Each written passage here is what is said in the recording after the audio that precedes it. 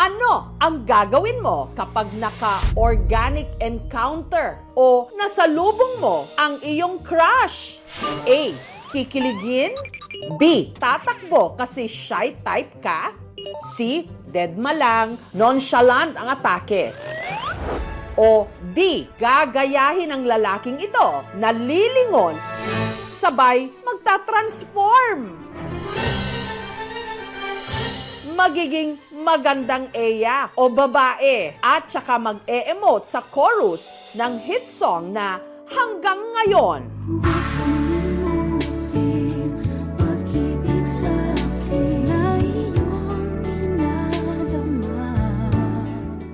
Marami tuloy yearner ang bagong tawag sa mga taong hindi makamove on, ang nakaka-relate sa fantasy ng koya nyo.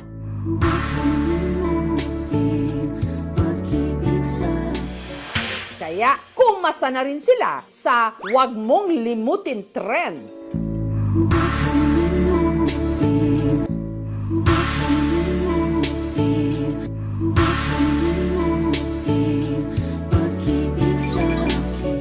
At pati mga foreigner, aba, nakisakay na rin sa craze kahit pa hindi nila naiintindihan ang lyrics.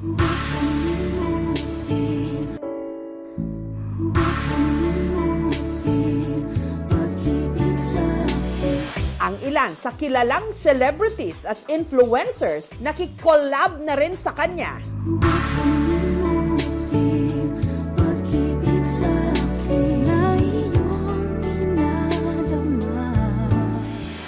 Pero sino nga ba itong binansagan ngayong Queen of Transformation? Ang pasimuno ng paandar na ito, ang content creator mula Bacolod City sa Negros Occidental, si Gon, na aminadong na-shock na pumatok ang kanyang videos hindi lang sa Pilipinas, pati na abroad.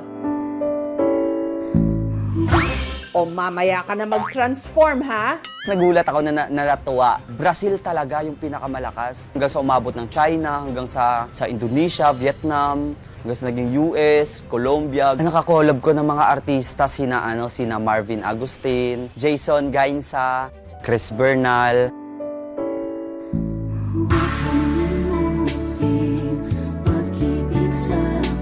Pero ang pinaka-naloka raw siya ng pati mismong singer ng kantang Hanggang Ngayon na si Queen of R&B Kyla, nakipag-collab na rin sa kanya.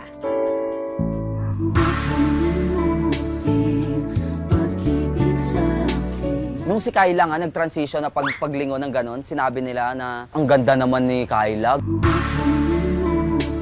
Pag ako'y nag-transition, sabihin nila na, ay ang funny talaga nito.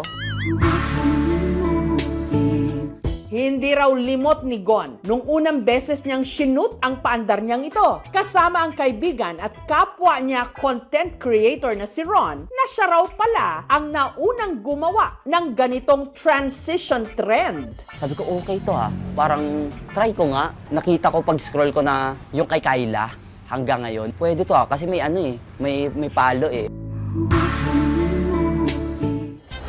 Kinarir na nga niya ang mga sumunod na transformation.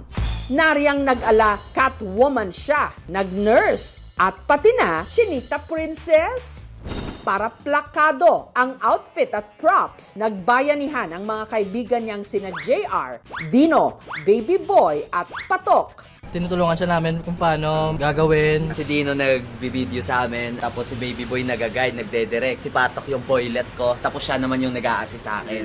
Kung saan kami nag-shoot dito na din kami nagpapalit ng damit para hindi na kami palipat-lipat. Nire-rent ko talaga yung gown, tapos yung wig binigay sa akin. At huwag ka, si Gon, never naging outfit repeater. Kung mag-outfit, pabalik-balik ako ng content, parang nakakaumay siya. At dahil wala raw sa kanila ang expert sa pagme-makeup, nilaro na lang nila ang mukha ni Gon. Pinakita ko marker. Sige, try ko nga to dito sa kilay. Tapos nunal na lang dito. Tapos lipstick gawing blush on. Pinakalabutan talaga. Parang babae kasi talaga. At matapos ang 10 hanggang 15 minuto, ready na umaura ang girl version ni Gon.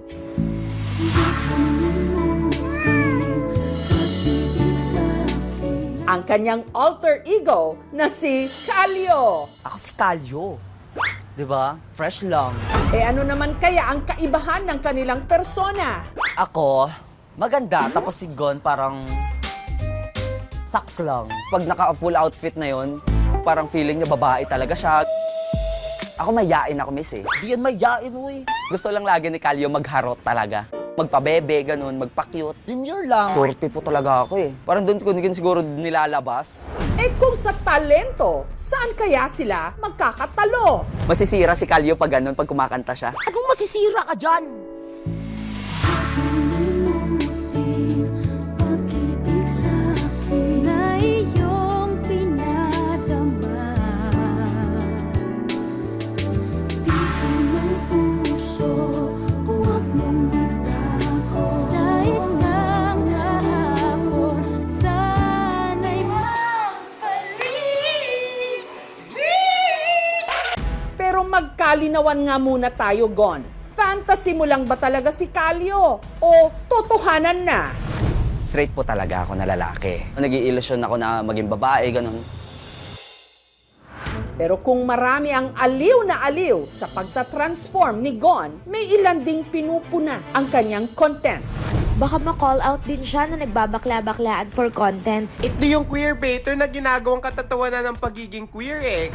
Hindi automatic na kapag straight ang gumanap na LGBT ay queerbaiting ito agad. Ang impact ba nito, nakakadagdag ba ito doon sa pagtanggap ng mga kwentong LGBT o nakakadagdag lang ba ito sa further stereotyping and discrimination? Meron ba siyang kakolaborate o kaya mga LGBT creatives na kasama niya na bumuo ng mga ganitong content? Gusto ba nila tayong pagtawanan lang o gusto nilang tumawa kasama natin? Wala akong problema sa mga LGBT natin kasi may mga tropa din akong ganun. Hindi ko naman po na bastusin yung mga nila. Ang saya nila kasama kasi. Kaya siguro na-apply ko din yun sa mga galaw-galaw ko na ganun. Gusto ko lang naman magpasaya ng tao. Katunayan, ang mga kaibigan niya pa raw na trans women ang tumulong sa kanya para mabigyang buhay si Calio. Nagbibigay lang ako ng suggestion at siya yung gumagawa. Bilang isang trans woman po, hindi naman ako na-offend. Kung meron man daw nilimot si Gon, yun ay ang mga babaeng minsang nagpatibok ng kanyang puso. Nagkaroon ako ng ex pero parang hindi naman yun relate sa akin na huwag mong limutin kasi nalimutan ko na eh. Ay, iba yun. Hindi naman sa sobrang dami. Gwapo yarn. Ganon. Mga nasa 7. Gayunpaman, si Gon, sawi sa pag-ibig. Niloko po ako, 4 sila. Marupok ako talaga. Tapos pag kahit sobrang na yan, sobrang malala na yung kasalanan, isang harot lang yan, ay, okay, go! Patagal ng patagal, marirealize mo din na, ay, piliin ko naman yung sarili ko. Ang mga hugot na ito ni Gon, ibinuhos niya nang siya'y nagsimulang mag-vlog noong 2018. Gatulog-tulog lang na siya sa ila. Balaya nga puti. Parang iya nga banet. Kakapoy! Kung wala ka pa rin lutiin! Sabi ko, tuloy ko lang to kasi masaya ako sa ginagawa ko eh. Kahit di ko alam kung may patutunguhan ba o wala. Ang kinikita niya sa pagva-vlog, ipinampuhunan niya sa tindahan ng kanyang nanay Beverly. Nung una pinipigilan niya pa ako, sabi niya na mag-aral ka na. Sabi ko, gusto ko makita sa camera kasi dati gusto ko talaga maging artista. Kung magta-transform ka into someone na artista. Si Marian.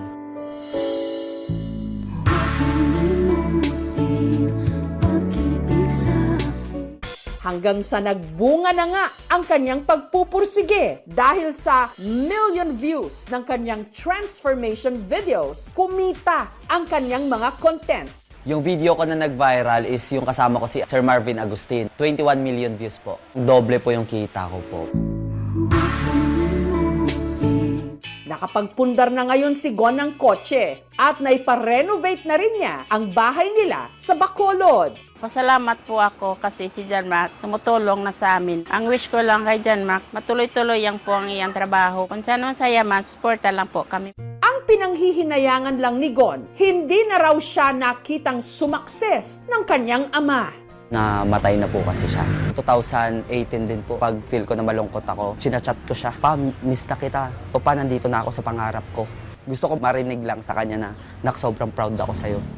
Samantala, nitong Biyernes, may isang kapuso celeb na gusto ring makipag-collab kay Gon. Makontrol kaya ni Gon ang kilig at hindi maiwasang hindi tumingin kung ang kanyang makaka-encounter ang TDH o ang tall, dark, and handsome at sparkle artist na si Anthony Constantino.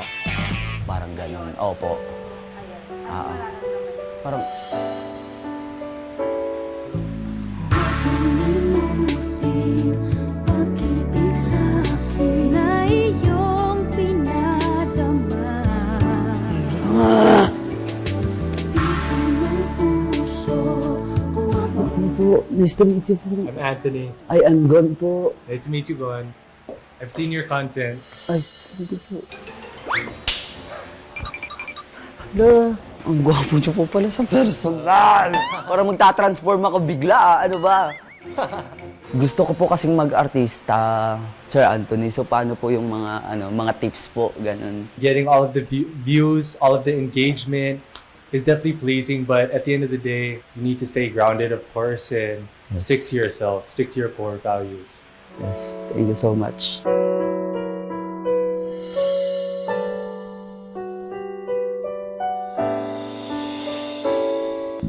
Huwag mong limutin pag-ibig sa'kin na iyong pinadama. Bihang ng puso, huwag mong itago. Sa isang kahapon, sana'y mabalik. Kung lilingunin ko man yung mga dati kong mga pinagdaan ko dati, sobrang layo na po talaga. Kasi dati parang pangarap ko lang to, ganun. Grabe yung blessings na binigay, parang hindi ko ine-expect. Sa bawat lingon, hindi lang anyo ang pwedeng magbago. Malay mo, pati ang kwento ng iyong puso.